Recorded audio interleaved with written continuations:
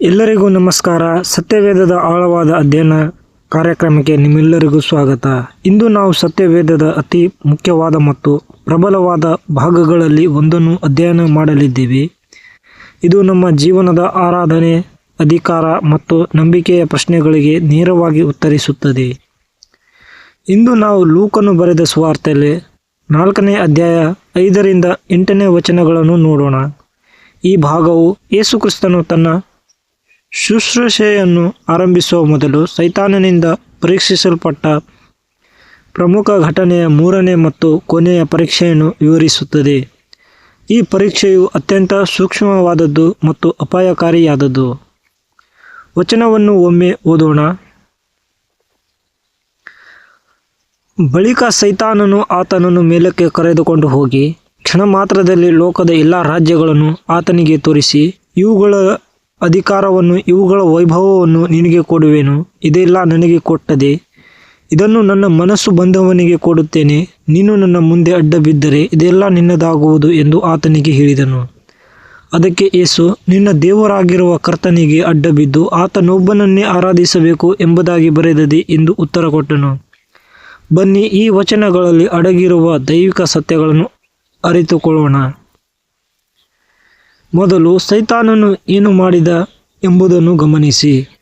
ಬಳಿಕ ಸೈತಾನನು ಆತನನ್ನು ಮೇಲಕ್ಕೆ ಕರೆದುಕೊಂಡು ಹೋಗಿ ಕ್ಷಣ ಮಾತ್ರದಲ್ಲಿ ಲೋಕದ ಎಲ್ಲ ರಾಜ್ಯಗಳನ್ನು ಆತನಿಗೆ ತೋರಿಸಿ, ಇವುಗಳ ಅಧಿಕಾರವನ್ನು, ಇವುಗಳ ವೈಭವವನ್ನು ನಿನಗೆ ಕೊಡುವೆನು. ಸೈತಾನನು ಇಲ್ಲಿ ಭೌತಿಕವಾದ ಕಣ್ಣಿಗೆ ಕಾಣುವ ಅಧಿಕಾರ ಮತ್ತು ವೈಭವವನ್ನು ನೀಡಲು ಪ್ರಯತ್ನಿಸುತ್ತಾನೆ. ಯೇಸುಕ್ರಿಸ್ತನು ಭೂಮಿಯ ರಾಜನಾಗಲು ಬಂದರು. ಆತನು ಬರಬೇಕಾದ ಮಾರ್ಗವು ಶಿಲುಬೆಯಾಗಿತ್ತು. ಆದರೆ ಸೈತಾನನು ಆತನಿಗೆ ಒಂದು ಶಾರ್ಟ್ ಕಟ್ ತೋರಿಸುತ್ತಿದ್ದಾನೆ.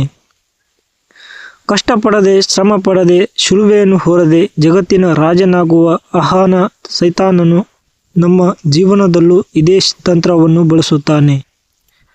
ಕಷ್ಟವಿಲ್ಲದ ದೇವರಿಗೆ ವಿಧೇಯರಾಗದ ಸುಲಭ ಮಾರ್ಗಗಳನ್ನು ತೋರಿಸುತ್ತಾನೆ. ಸೈತಾನನ ಪ್ರಬಲವಾದ ವಾದವನ್ನು ನೋಡಿ, ಇದೆಲ್ಲ ನನಗೆ ಕೊಟ್ಟದೆ. ಇದನ್ನು ನನ್ನ ಮನಸ್ಸು ಬಂದವನಿಗೆ ಕೊಡುತ್ತೇನೆ. ನೀನು ನನ್ನ ಮುಂದೆ ಅಡ್ಡ ಬಿದ್ದರೆ ಇದೆಲ್ಲ ನಿನ್ನದಾಗುವುದು ಎಂದು ಆತನಿಗೆ ಹೇಳಿದನು.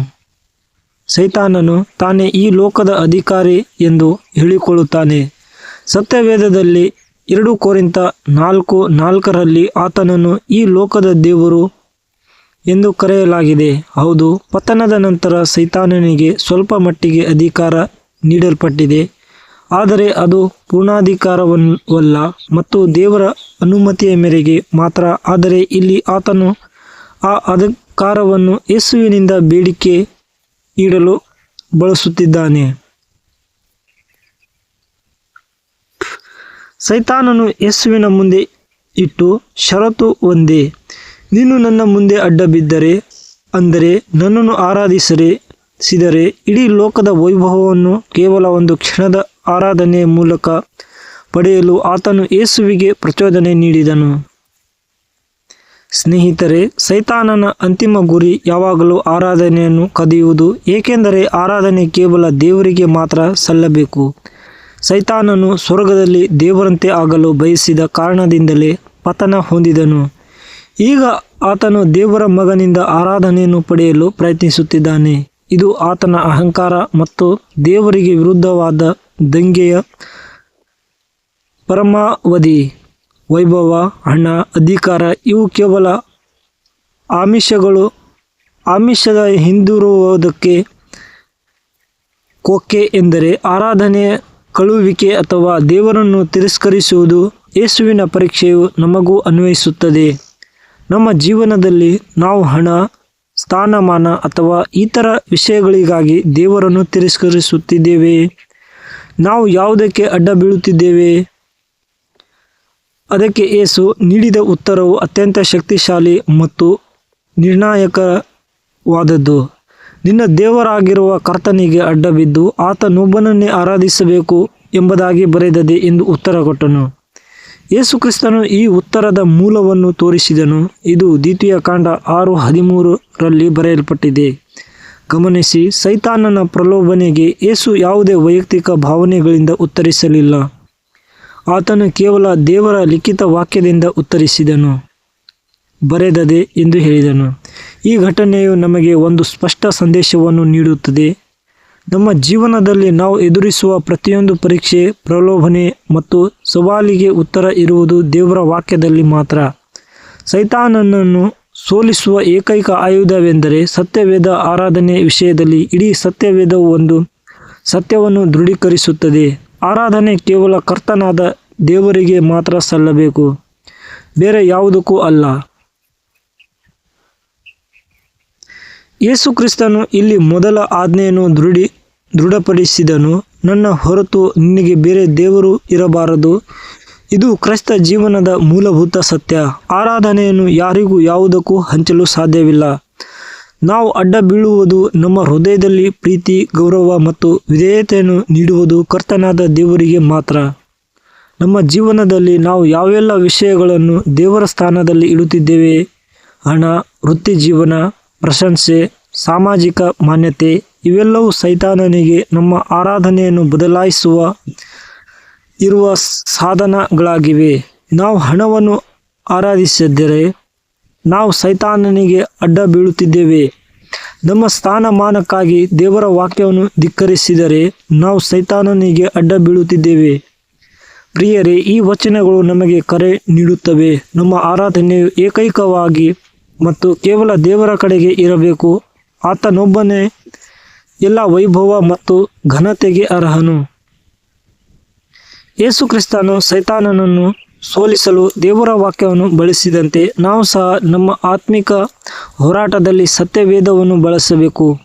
ಸೈತಾನನ ಪ್ರಲೋಭನೆಗಳು ನಮ್ಮ ಆಲೋಚನೆಗಳು ಮತ್ತು ಭಾವನೆಗಳ ಮೇಲೆ ಆಕ್ರಮಣ ಮಾಡಿದಾಗ ನಾವು ಹಿಂತಿರುಗಿ ಬರೆದದೆ ಎಂದು ಹೇಳಬೇಕು.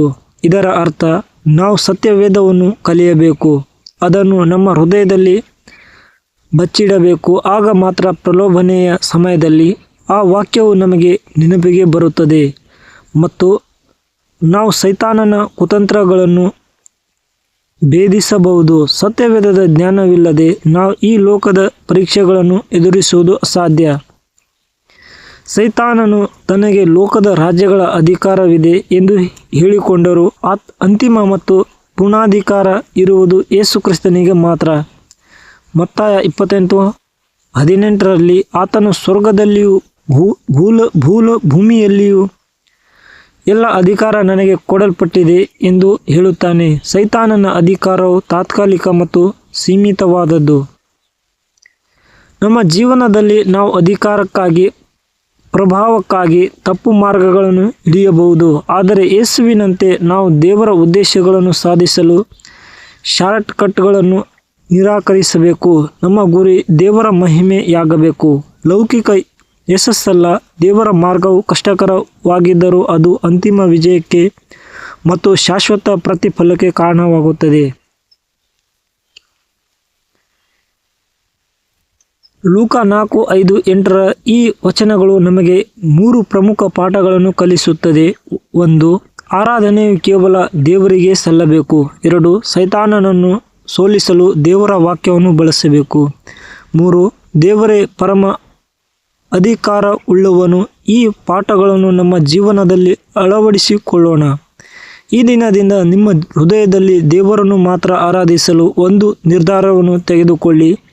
ಈ ವಿಡಿಯೋ ನಿಮಗೆ ಆಶೀರ್ವಾದವಾಗಿದ್ದರೆ ದಯವಿಟ್ಟು ಲೈಕ್ ಮಾಡಿ, ನಿಮ್ಮ ಸ್ನೇಹಿತರೊಂದಿಗೆ ಹಂಚಿಕೊಳ್ಳಿ ಮತ್ತು ನಮ್ಮ ಚಾನೆಲ್ಗೆ ಸಬ್ಸ್ಕ್ರೈಬ್ ಮಾಡಿ.